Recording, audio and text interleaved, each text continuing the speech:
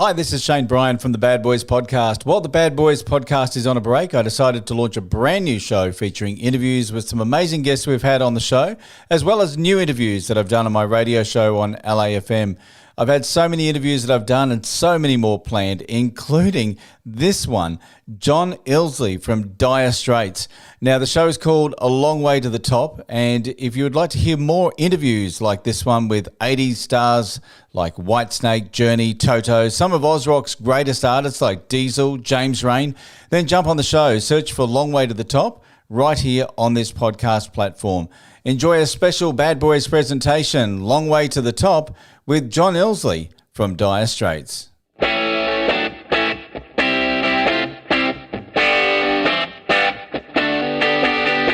This is Long Way to the Top, and I'm your host, Shane Bryan. In the words of the immortal AC/DC, it is harder than it looks.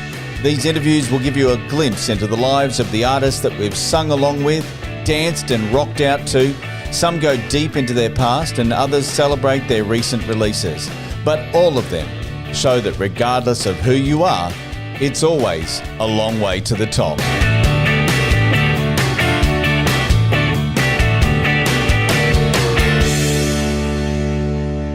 My next guest is one of the founding members of the biggest rock band of the 80s, according to Classic Rock magazine. Dire Straits has sold up to 120 million records, received Grammys, Brit Awards and MTV Awards, and also helped fashion the MTV generation. John Illsley, the bass guitarist for Dire Straits, was one of the four brothers and friends, I guess you could call them brothers in arms, that decided to form a little band in 1977. They hit the UK rock scene with an album that would go on to launch the career of one of the most influential and important bands of the history of music. Originally known as Cafe Racers, the band thankfully adopted the name Dire Straits, and a tour with Talking Heads and a top 10 single, Sultans of Swing, started their journey. Now a successful solo artist, multiple Brit and Grammy Awards, and painter, I might add, John Illsley is now part of a new single called Think Loud, a song to bring awareness to Parkinson's disease. To chat about this and his own journey, John Illsley from Dire Straits joins Long Way to the Top.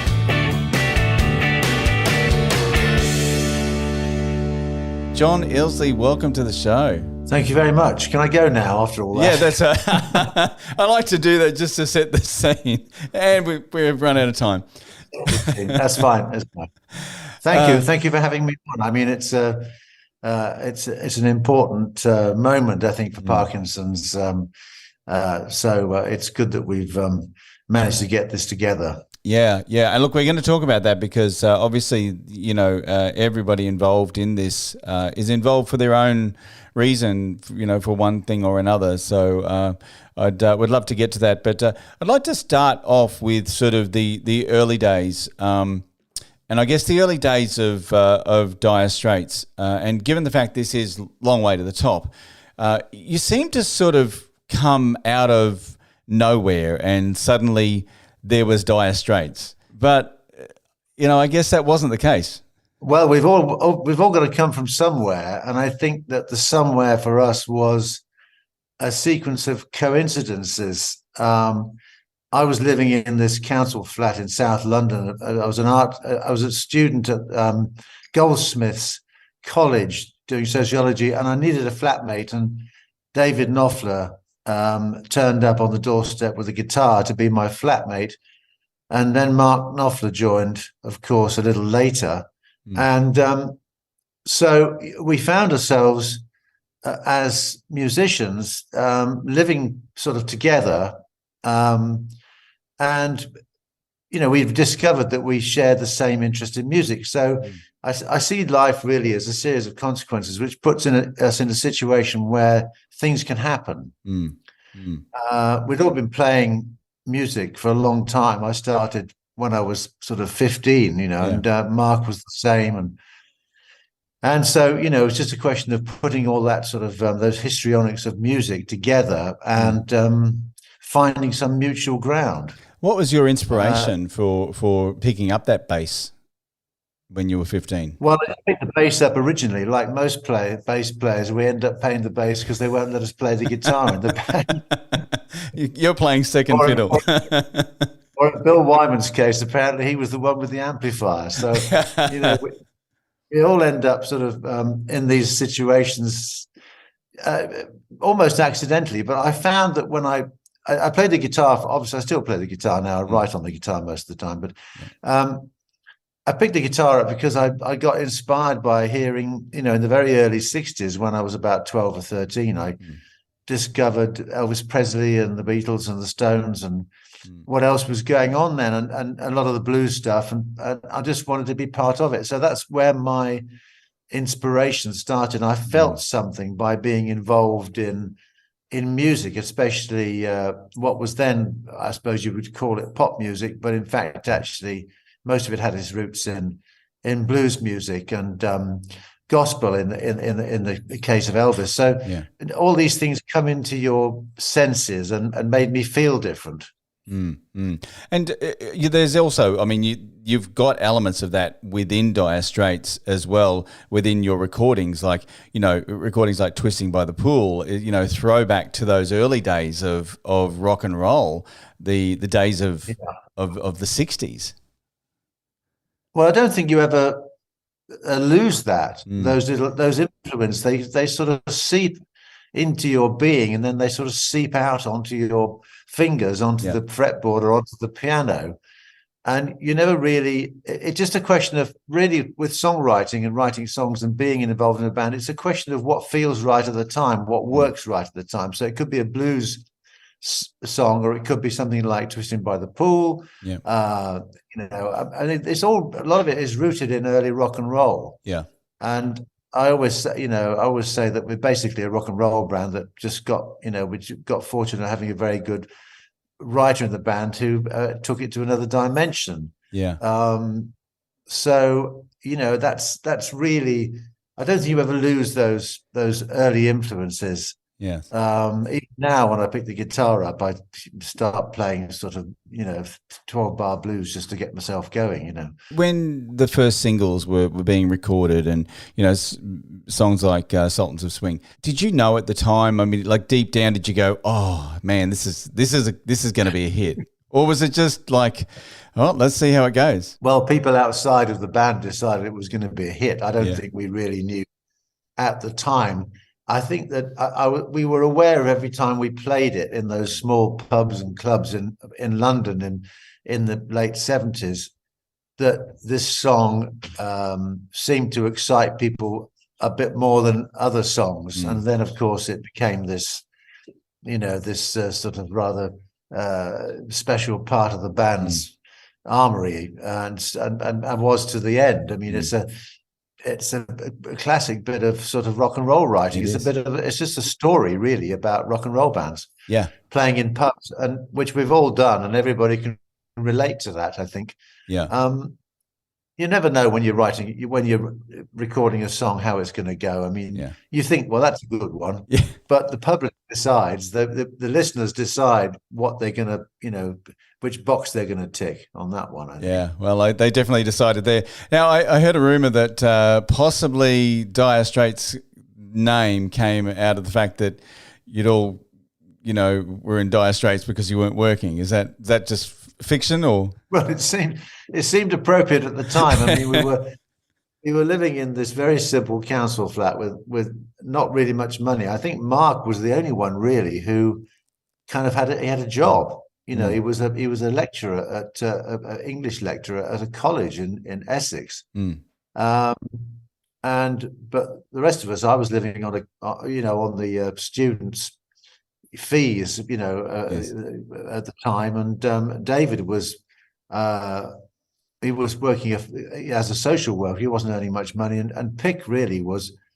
I think the name came originally from a mate of Pick's who said to him, "Well, you've been in music all your life, and you've never made any money. So why don't you call your band Dire Straits?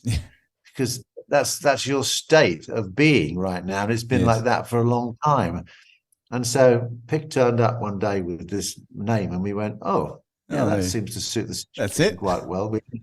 We only had one armchair in what we call the sitting room as such, because there's only one chair in it. So I suppose it was quite appropriate at the time. So, obviously you went on tour with with Talking Heads, and then the single took off, and then the early '80s came, and the MTV generation hit, and your single "Money for Nothing," you did a video with the two computer characters. Who came up with the idea of that, and did they know at the time what was actually happening with the whole MTV thing? Because that became huge. Yeah, MTV was quite big in the States, and it had sort of just arrived in Europe, I think, at that particular point in time. And the song originally came out of a visit that Mark made to a white goods store in New York when he was fixing up the house he was living in with his then wife, girlfriend Lourdes, and he was in there and he listened to all these guys who worked in the shop talking about what was going on the screen, because there's all these TV screens in this white goods store which was playing MTV, and they would all the comments that these guys were making about the people on the screens was very appropriate and very funny. So Mark found himself scribbling these things there. Well, that ain't working. That's the way you do it. That's money for nothing. That's like get all the girls for free, the chicks for free, and everything. And so he sort of he stole all these ideas from these guys, rapping on about whoever was on the TV at the time. I can't remember who it was, and that became Money for Nothing. And of course, it reflected that whole generation of how music was being shown to us around the world. And the idea of the video came actually from Steve Barron, who was a sort of, I think he was a commercials director at the time, and he's still around now. And he came up with this idea of making the video using modern computer graphics, which of course we were now entering the digital age big time. So it was his idea originally how to put that thing together. He said, just use these sort of digital, these computer generated characters to tell the story. I mean, we look at it now, it looks like Microsoft Paint, right? It looks pretty simple, but at the time it was completely revolutionary when you think about it. It was nearly 40 years ago. Yeah, wow. And of course, it was really taking the mickey a little bit out of MTV, and but of course, I don't think the Americans really picked up the sort of ironic nature of the situation. So they put it on heavy rotation, which of course had the most remarkable effect on the record, and the Brothers in Arms album, and the tour that followed. I mean, you did a very extensive tour. I think 1986. That was pretty much, you called Australia home for 3 months. Oh, we had such a wonderful time in Australia. My goodness me. 17 cities. That's got to have been one of the very high points of any of our time, in the band, was playing in Australia and virtually doing a residency in the Sydney Entertainment Centre and the Melbourne Entertainment Centre. I mean, it was just incredible. Yeah. And going up that coastline to Mackay and, oh goodness me, Cairns and places. Yes, Rockhampton. I was actually from Rockhampton at the time, and yes, it was. Yeah. I mean, and we went to Darwin to do a gig, and I think there were more people in the audience than actually lived in Darwin. Apparently, they'd all flown in from all. Anyway, it was a really amazing time for us, and the Australians sort of embraced us rather wonderfully, actually. And of course, in true MTV style, I think it was also broadcast on TV at the very end. Maybe it was a Sydney concert. Yeah, it was. Thank God we didn't make any mistakes. Well, nobody noticed. So, fast forwarding on, what was the end of Dire Straits? I mean, how did you know that it was time? And I guess also importantly, did you all leave friends? Well, I think everything comes to a head at one point, and you think, I think we've done what we can with this vehicle, this musical vehicle, and it had become as big as we thought it could ever be, which I think was, especially the last tour after the On Every Street album came out. And I think, I can't remember how many dates it was. It was 240 or 250 dates in a year and a half or something, which, when you say it quickly, it sort of doesn't sound like much. But these days, people complain about going on the road for 30 dates. Well, I mean, that's rehearsals. That was just rehearsals. So one thing, it was exhausting, mentally and physically, but also I think we realized that everybody was kind of reached a point where they probably wanted to do something else. And Mark particularly was definitely being pulled in different directions. And I could recognize that very much so. In fact, I thought we'd probably done what we'd done after Brothers in Arms. So I was quite surprised when he and I were having lunch one day, and he said, "I've got some songs which I think the Straits should do. Do you fancy making another album?" So that was the On Every Street album and the big tour. And I think, he and I decided, pretty much towards the end of that was it, really. We've stayed friends ever since, thankfully, and I'm very grateful for that. And I still see the other guys from time to time. So, we did finish on good terms. And although we were very tired, we all needed a break, I think. Quite a big break. And that's when I started painting. I got into painting to fill that sort of gap, that void that opened up, of course, when you stopped doing something you've been doing pretty consistently for 17 or 18 years. Now, painting, I mean, like that's actually something that it's amazing how many musicians that I talk to where they also paint. David Bowie himself was a painter. I'd love to have spoken to David Bowie, but he was a painter. I spoke to the Church, Steve Kilbey. He paints as well. I mean, is it just a way of just winding and forgetting about everything? I think it's just another form of communication. I mean, music's a very strong form of communication. Painting is in some ways much more intense because it's just you on your own. With music, it's a group activity. Well, for us, it was. And I think that this form of communication in painting is a different way of expressing yourself. In some ways, it touches areas which you probably don't get when you're writing songs or playing music. I find it very therapeutic, but I do it in fits and spurts. I can't do it all the time like some people. I have to sort of get away from it because it's actually quite draining when you're trying to get an exhibition together and stuff like that. So I go into it with a lot. I have to be right for it. I've done some painting here in France, so I keep a little studio here where I can work, and nice. So it's something which is very important to me, and I think it does reflect. Like music, a very important element of our culture. Who's your inspiration for art? Yeah, who? Yeah, who inspires you with art? Well, the one person that really made me take it seriously was one of your painters, Brett Whiteley. Oh, really? Wow. Yes, incredible painter. Brett. Yeah, I met Brett in 1982 when we came over on the Love Over Gold tour. Yeah. And we became very close. He was as you know, he was an extremely unusual man, very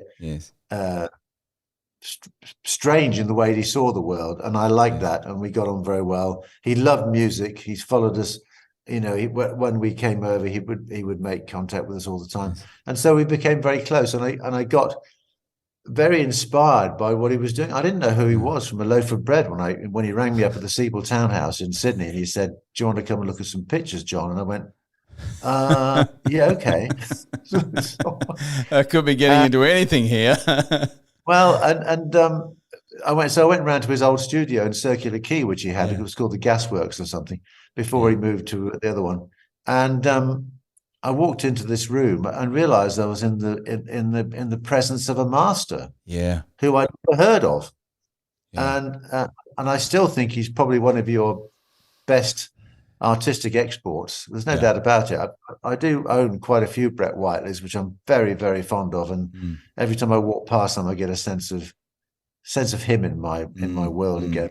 And we had some great times together. Yeah. And I never shared a needle with him. I must say that with you, because he did have some rather bad habits. Yes, yeah, and sadly, I think that was part of the whole demise, But I guess it's like anything. It's like when someone is as brilliant as him, it comes with vices.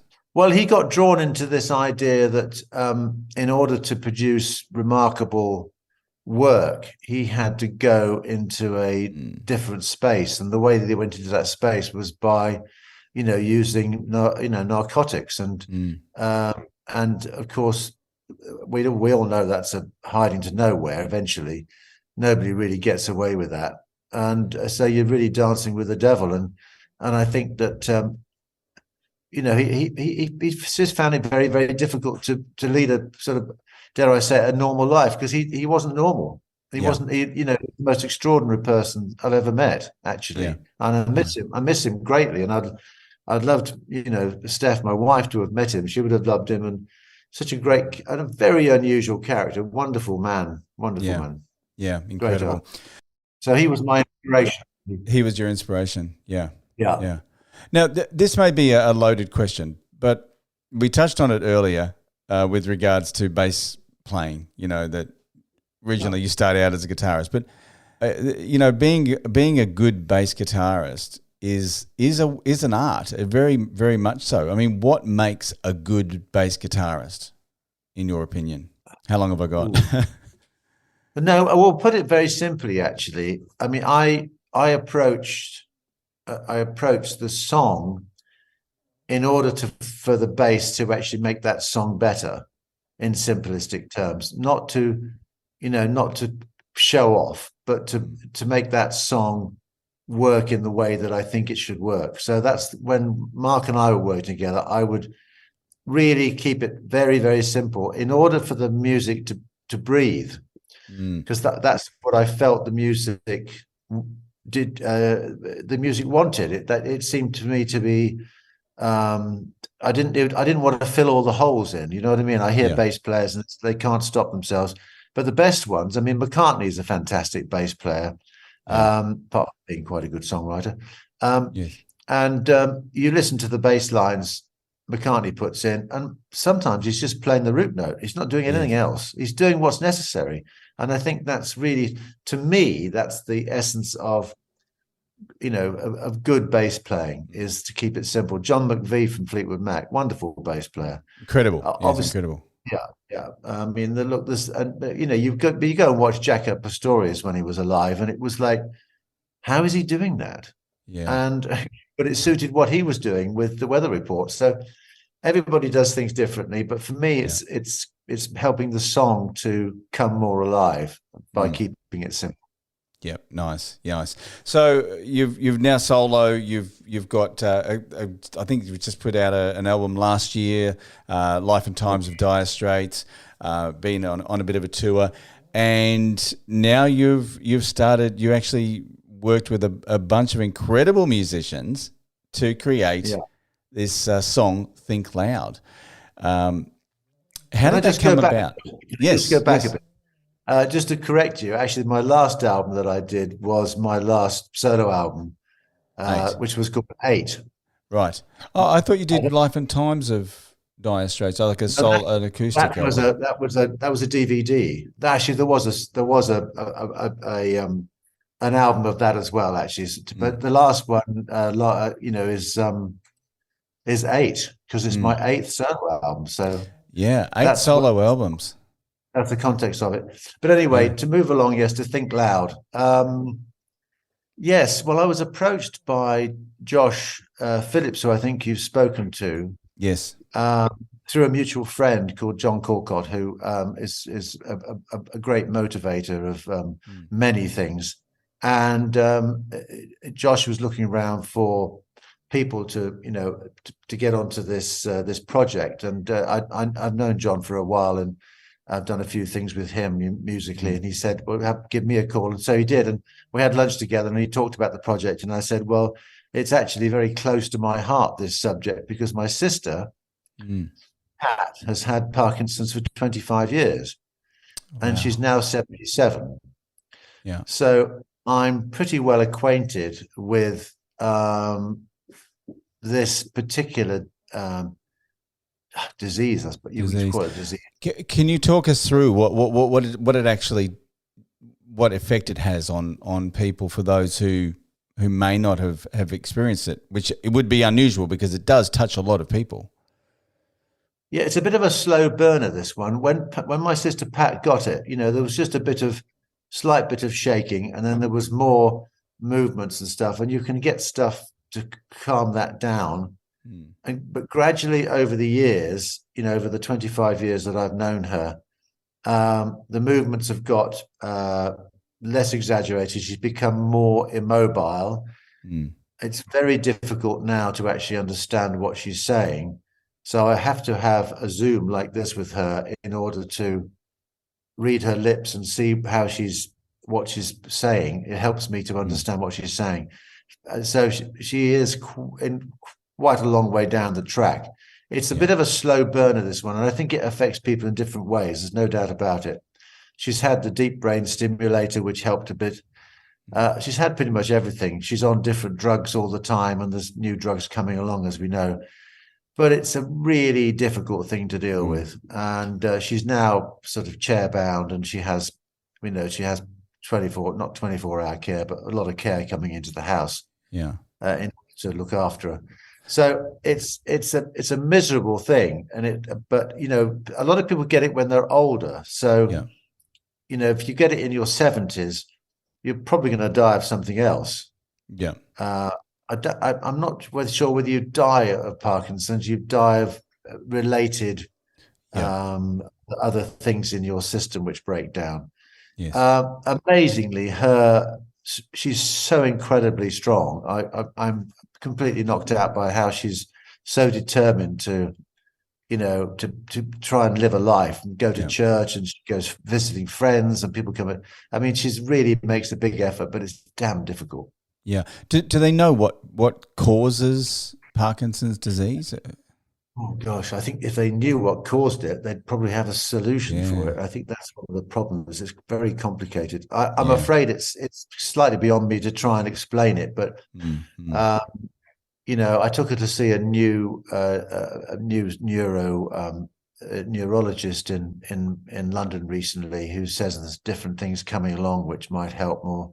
Yeah. But it's a very difficult thing to deal with. And one of the most major things that's happened, though, actually recently, I think Joe Biden in the States announced not very long ago that they were going to find a cure for Parkinson's as soon as possible, which when America says something like that, then they're going to throw a lot at it, because obviously it's becoming more prevalent. I mean, more and more people seem to be getting it now, whether this is something to do with the way that we run the world, with farming and pollution. What are we eating? What are we drinking? Yeah.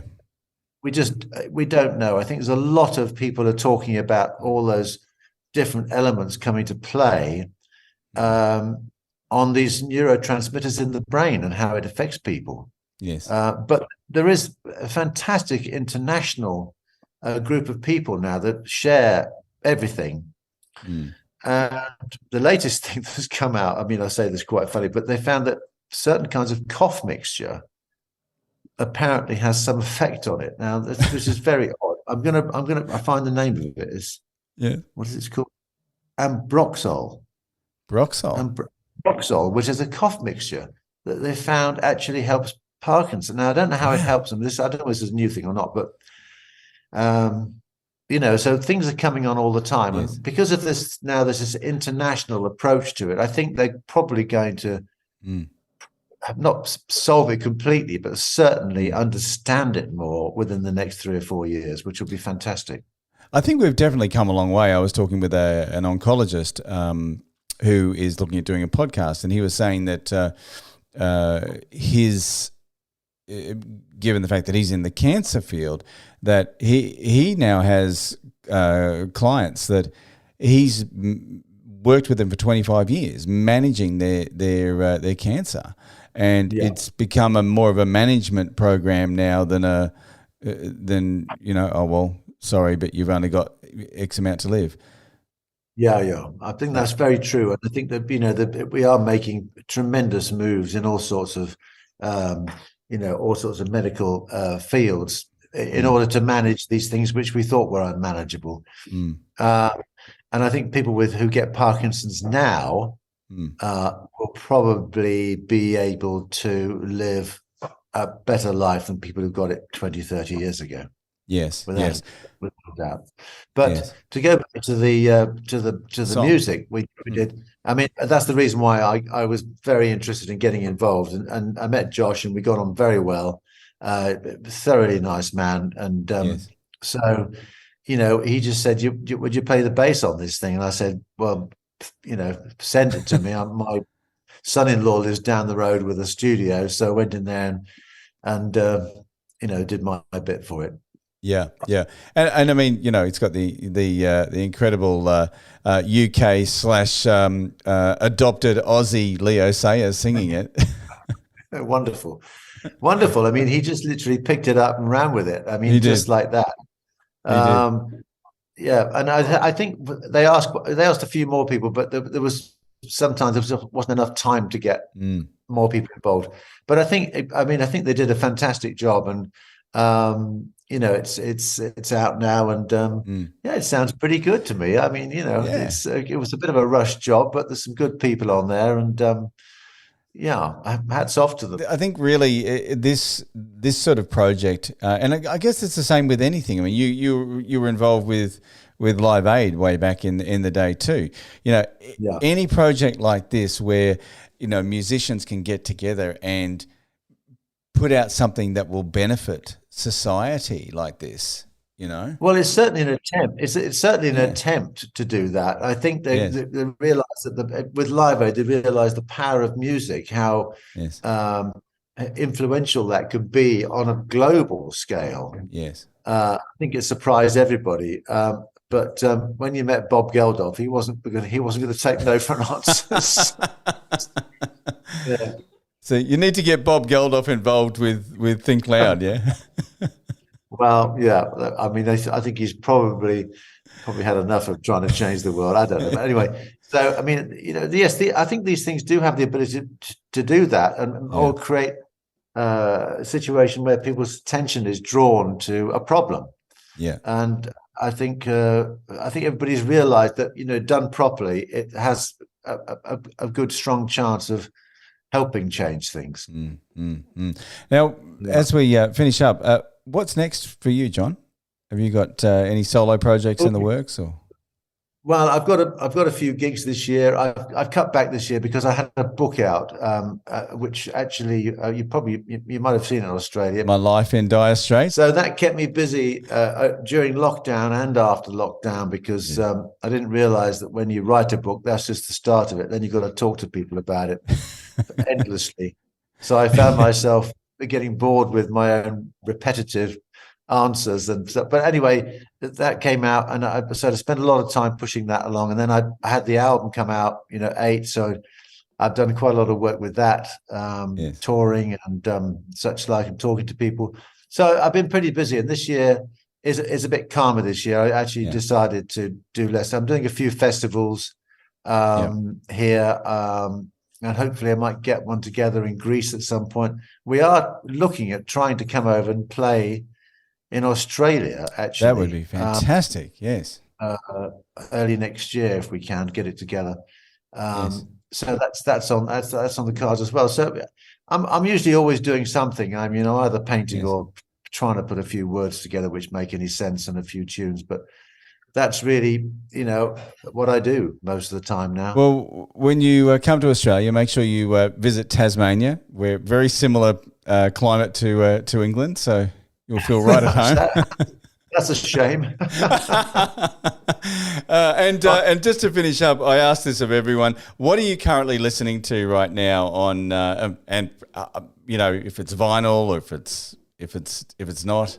Oh my God! I mean, I'm so terribly boring in this respect. I still listen to, J.J. Cale and Bob Dylan and Van Morrison and Leonard Cohen. And why not?